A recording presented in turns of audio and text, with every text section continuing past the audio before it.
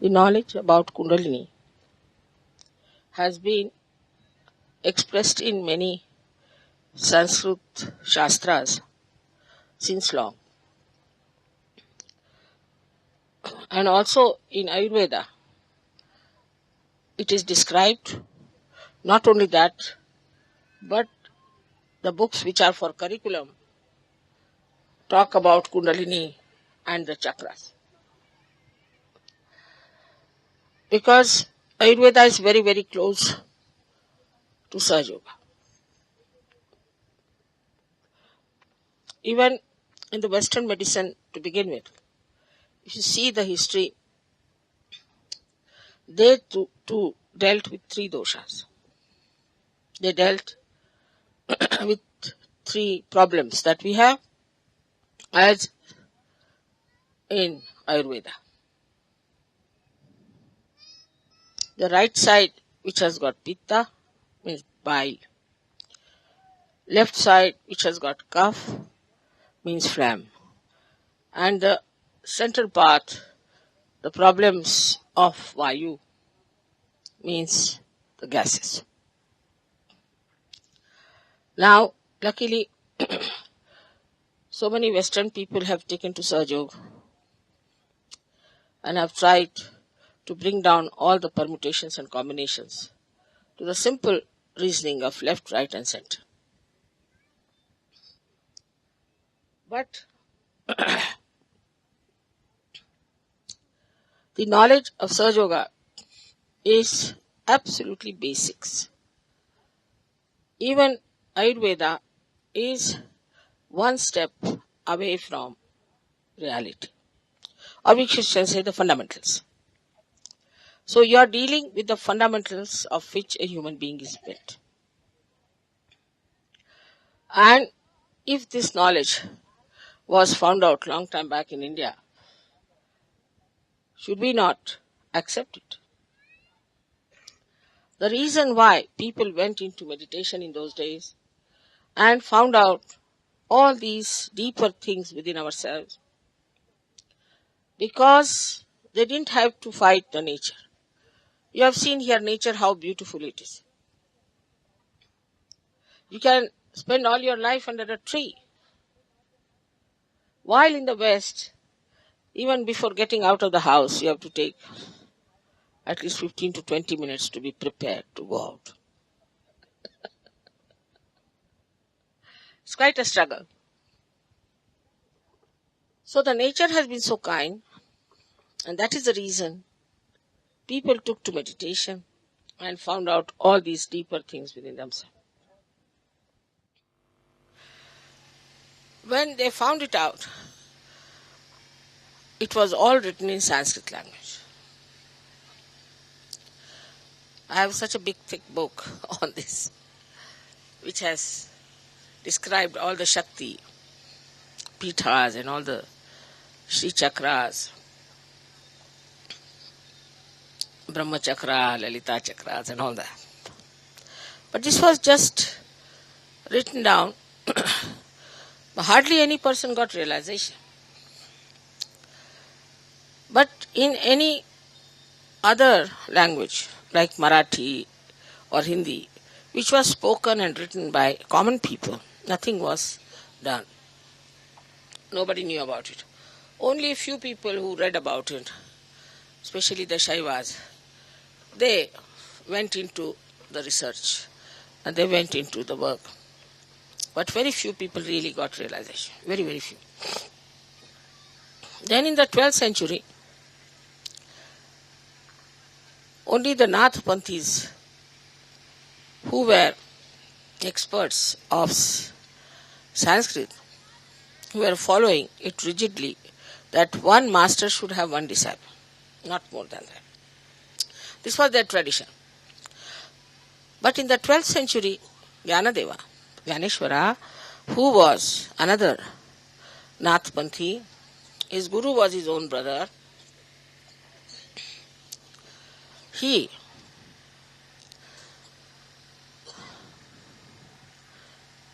asked the permission from his brother that please allow me to say all these things openly. at least to say, in Marathi language. Because the common people don't know anything about this knowledge. So he allowed him, and he wrote the 6th chapter of Ganeshwari, in which he described Kundalini. But it was in the 12th century. After that, many saints talked about it. Where we went yesterday to Satara, that's the place where Sri Ramadasa lived. He said that Kundalini, somebody asked how much time does it take to raise the Kundalini. He said that kshana means that moment. But the person who wants to take it should be deserving, and the one who wants to give should be capable. It's a big condition. This is such a big if, capital if actually. As a result, very, very few people got their realization. And those who were born as realized soul found it impossible to talk to people. Ganeshwara, such an enlightened soul himself, wrote one beautiful book called Amrutanubhava, which I will try to translate, which is very joy-giving. To me at least it's very great joy-giving. He went so deep into the understanding of this joy.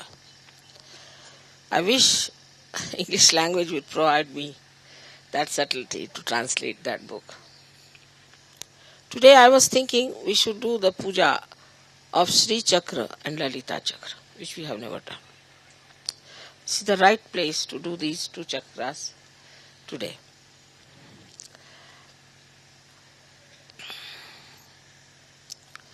Lot has been written about Sri Chakra and about Lalita Chakra. But to understand fundamentally, the left side, when it reaches up to Vishuddhi, then it uses on the right side the Sri Chakra, on the left side the Lalita Chakra to manifest itself. These two chakras are the ones who manifest all that you see.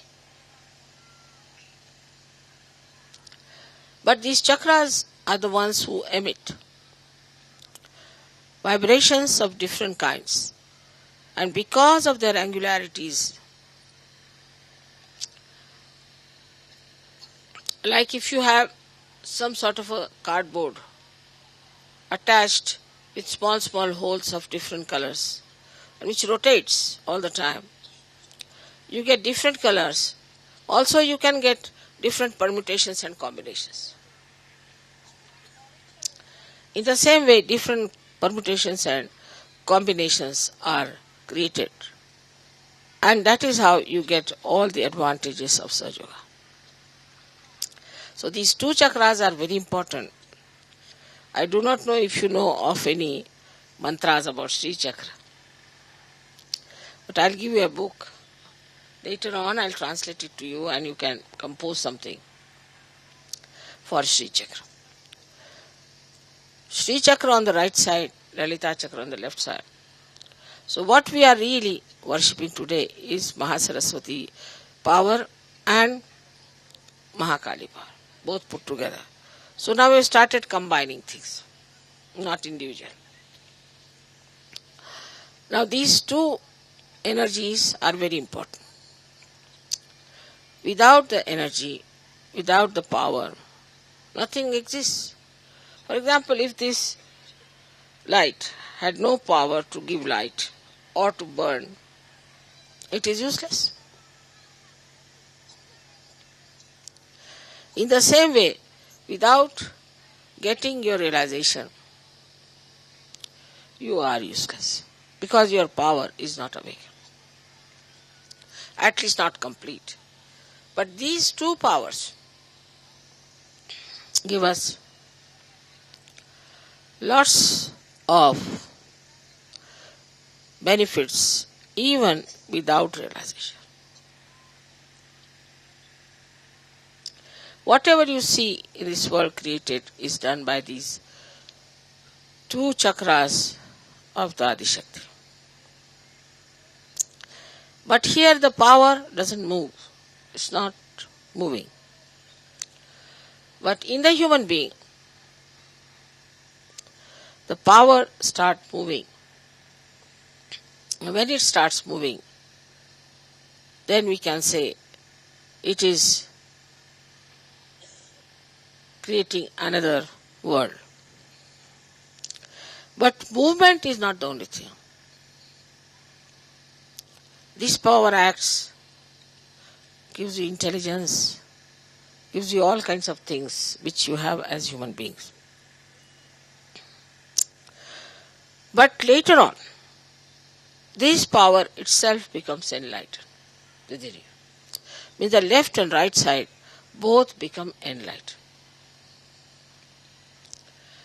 This enlightenment, you get it when you get your self-realization. But not immediately. Not immediately. This one should understand. For example, if you have pain or if your chakra is catchy, you have to use your hands. You cannot say that the energy is flowing within me, so it's all right, I can manage. It's not like that. You have to use your hands to impart that power to yourself or to others. If you have pain in the stomach, then you can say that if there's energy in my stomach, why should I have pain in the stomach? But the play of these chakras have to come. And that is why you have to use your power of your hands. If you cannot use your hands, then you cannot impart this energy. Many people have asked me that, Mother, when will it move horizontal? It will move horizontal, no doubt. It does. But even that horizontal movement is to be guided by these two very important chakras. So you must understand the importance of these two chakras within yourself. That's why I have told many a times, don't move your head too many times. And this way many people talk. It's style of talking. No, this, that. Very common with French especially. That's another way you are not respecting your chakras. Shouldn't move your shoulders too much. Mostly they talk like this.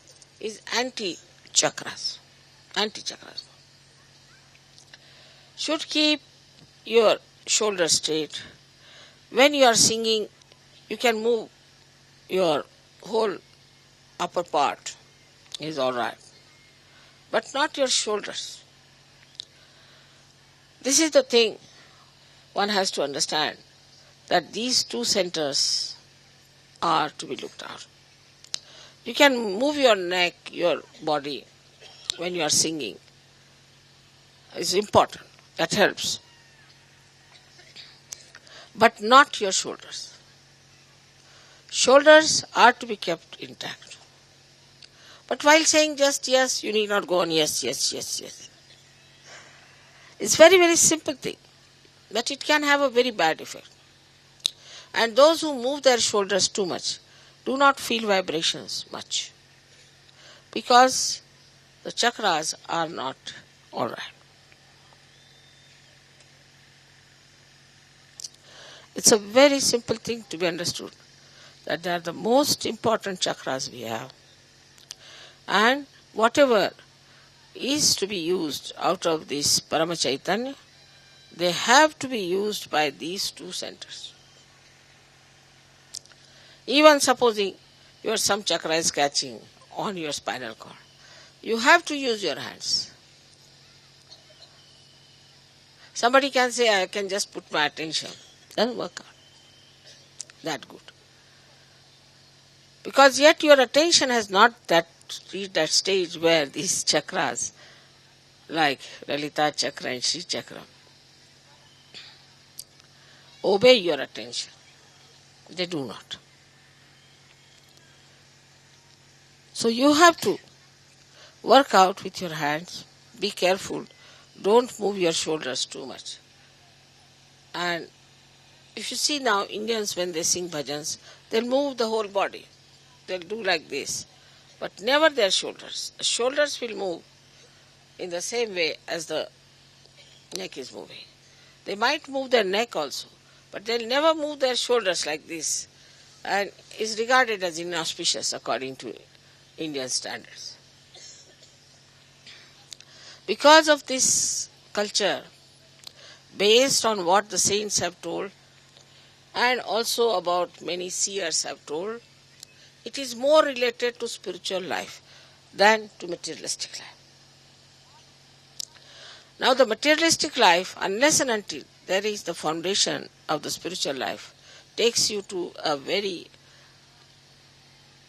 partial development, you can say. But to get a full development, you must have your foundation on spirituality.